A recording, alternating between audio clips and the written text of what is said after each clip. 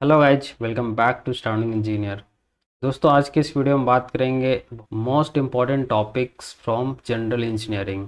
ठीक है, general engineering से आपको क्या क्या लास्ट मोमेंट में पढ़ना चाहिए, वो सारी टॉपिक्स को मैं लिस्ट आउट किया हूँ। और इस वीडियो में ये भी बताऊँगा कि आप वो चीज़ कहाँ से पढ़ सकते हैं। एक्चुअली मैं नोट्स भी प्रोवाइड करूँगा। ठीक है, लाइक मैकेनिकल इलेक्ट्रिकल से आप 50% क्वेश्चन यदि आपको सॉल्व करना है तो इस वीडियो को पूरा देखिए। ठीक है, तो चलिए स्टार्ट करते हैं। और यदि आप इस चैनल पे नए हैं तो चैनल को प्लीज़ सब्सक्राइब कर दीजिएगा। तो गाइस, सबसे पहले बात करते हैं बेसिक इलेक्ट्रिकल की। तो दोस्तों, बेसिक इलेक्ट्रिकल में आपको मेनली क्या क्या पढ़ना है वो मैं बता दे रहा हूँ। सबसे पहले आपको कवर करना है नेटवर्क थ्योरी। ये भी बताता हूँ नेटवर्क में आपको क्या क्या पढ़ना है। तो फर्स्ट चीज़ आपको कवर करनी है वो है बेसिक सर्किट।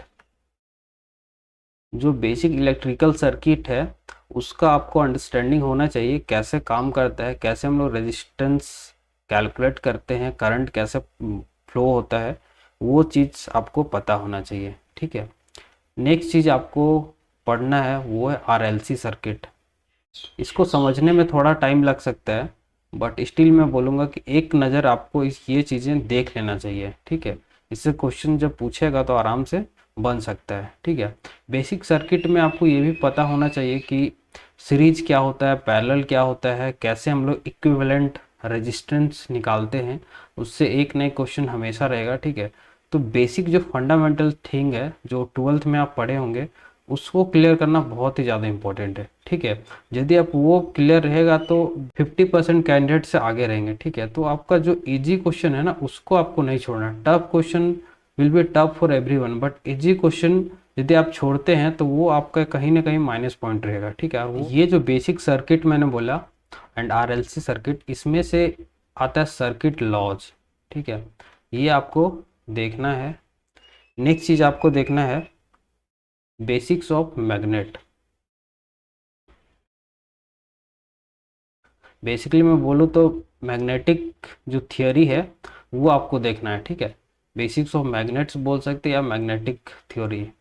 जब इतना आप पढ़ लेंगे उसके बाद आपको पढ़ना है एसी फंडामेंटल। देखो, एसी जो चीज़ है ना वो बहुत ही ज़्यादा इजी है, और इससे जब यदि आप एक बार पढ़ लेते समझ के तो आप क्वेश्चन आराम से इसका बना पाएंगे। एसी फंडामेंटल्स आपको देख लेना है। ठीक है, तो ओवरऑल इलेक्ट्रिकल में आपको बेसिक इलेक्ट्रिकल में ये सारी चीज़ें देखना है। और इसमें से एक और चीज़ आपको देखना चाहिए वो है इलेक्ट्रिकल मशीन्स। इसमें देखो दो टाइप का मशीन होता है, आप सभी को पता होगा या नहीं पता है तो इलेक्ट्रिकल मशीन्स टाइप 1 होता है, टाइप 2 होता है। यदि आप ये चीज़ देखते हैं तो थियोरी से रिलेटेड यदि क्वेश्चन रहता है तो आप आसानी से सॉल्व कर पाएंगे। जैसे टाइप्स ऑफ इलेक्ट्रिकल मशीन्स पूछ देगा, मोटर्स पूछ देता है। ठीक है, इलेक्ट्रिकल मोटर पूछ देगा, जनरेटर पूछ देगा, कहाँ पे एप्लीकेशन होता है, यूज क्या होता है, तो वो सारी चीज़ें आपको पता होना चाहिए। ठीक है, तो ये हो गया बेसिक इलेक्ट्रिकल से। अब बात करते हैं, इसी में आपको पढ़ना है जो नेक्स्ट मैं बात कर रहा हूँ, इसी में आपको पढ़ना है वो है basic electronics. So guys, basic electronics में आपको पहला चीज़ पढ़ना है वो सेमीकंडक्टर। सेमीकंडक्टर में पूरा चीज़ आ जाएगा। आप सेमीकंडक्टर कितने टाइप का होता है, फॉर एग्जांपल एक्सटेंसिक होता है, इंट्रिंसिक होता है। एक्सटेंसिक में आपका दो टाइप आ जाएगा, पी टाइप, एन टाइप। तो कंप्लीट देख लेना, डोपिंग क्या होता है वो चीज़ देखना है। ठीक है, उसके बाद बेसिक इलेक्ट्रॉनिक्स में आपको देखना है वो है डायोड। ठीक है, डायोड क्या होता है, कितने टाइप का होता है, एप्लीकेशन क्या होता है, फॉरवर्ड बायस क्या होता है, रिवर्स बायस क्या होता है, वो चीज़ आपको देखना है। ठीक है, उसके बाद इसी में जो बहुत ज़्यादा पूछने का प्रोबेबिलिटी है वो है आपका एप्लीकेशन ऑफ डायोड। तो एप्लीकेशन ऑफ डायोड बहुत ज़्यादा इम्पोर्टेंट है। जैसे मैं बात करूँ एप्लीकेशन ऑफ डायोड में, रेक्टिफायर में यूज होता है तो कितने टाइप का रेक्टिफायर होता है वो आपको देख लेना है। फिर इसी में आपको देखना है कि डायोड के बाद ट्रांजिस्टर, ट्रांजिस्टर आपको देख लेना है। ठीक है, ट्रांजिस्टर में फिर जितने भी टाइप का ट्रांजिस्टर होता है, JFET होता है और भी बहुत टाइप का होता है, तो वो देख लेना है, ठीक है।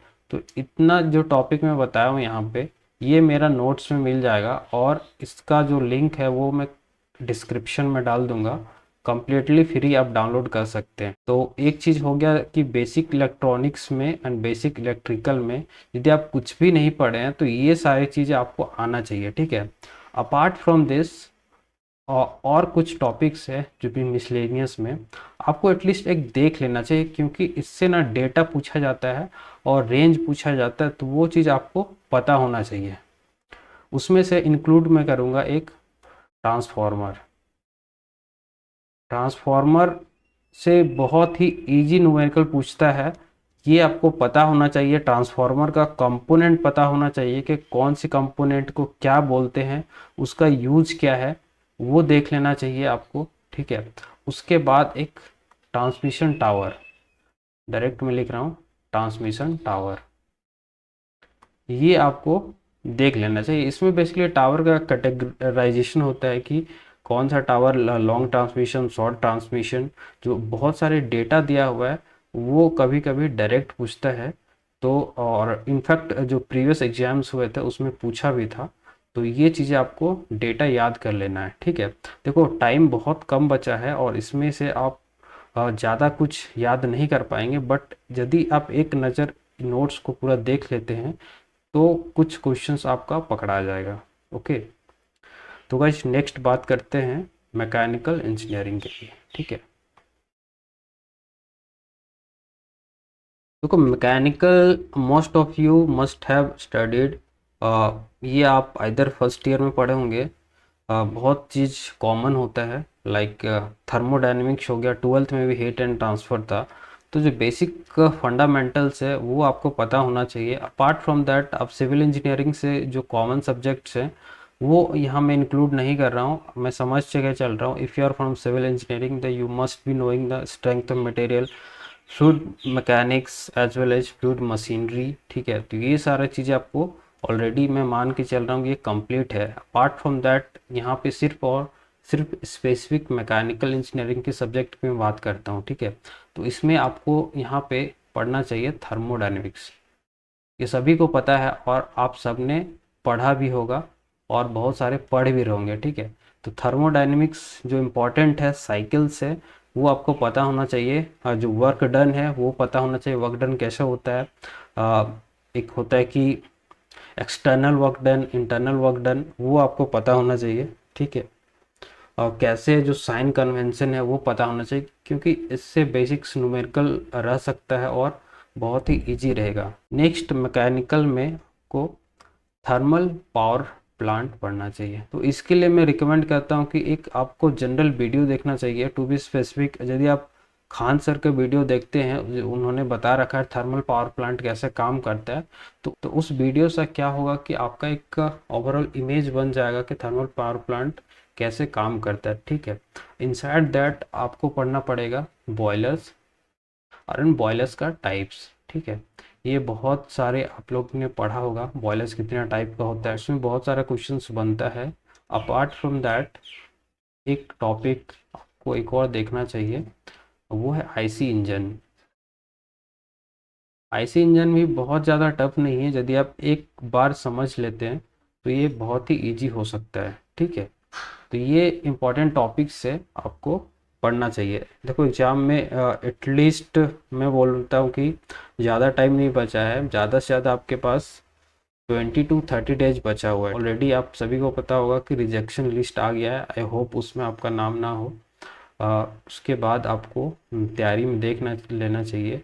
और इसके अलावे मेरा एडवाइस ये भी रहेगा कि जनरल इंजीनियरिंग तो आपको ध्यान देना ही है, इसमें कंप्लीट 100% फोकस नहीं दे देना है, ताकि आपका जो मेन स्ट्रेंथ है सिविल इंजीनियरिंग वो वीक ना पड़ जाए, ठीक है। उस पर आपको ज़्यादा से ज़्यादा स्कोर करना है, एटलीस्ट 80 to 90%, ठीक है। उतना आपको टारगेट लेके चलना है, ठीक है।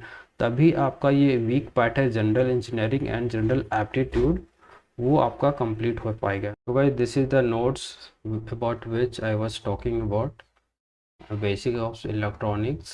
इसमें जो भी टॉपिक्स मैंने बताया सारे हैं, और ये है बेसिक इलेक्ट्रिकल इंजीनियरिंग, इस पे भी जो टॉपिक्स मैंने बोला वो सब कुछ है, ठीक है। तो ये नोट्स आप डाउनलोड कर सकते हैं फ्रॉम द डिस्क्रिप्शन बॉक्स।